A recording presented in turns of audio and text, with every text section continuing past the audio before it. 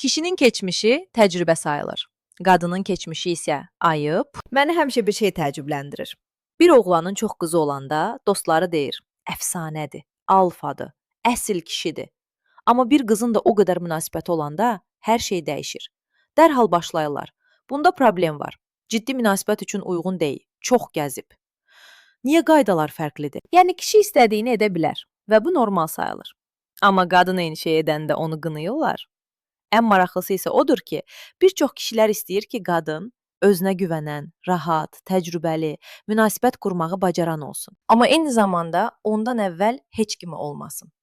Özünüz başa düşürsüz, bu nə qədər qəribə səslənir. Bəzi kişilər sadəcə elə bir dünyada yaşamağa öyrəşiblər ki, onlara hər şey olar, amma qadın etdiyi hər seçimə görə utanmalıdır. Sonra da həmin kişilər qadınlar ikili standartlardan danışanda əsəbləşirlər. Səncə kişinin keçmişi normaldırsa, qadının keçmişi niyə problem olur?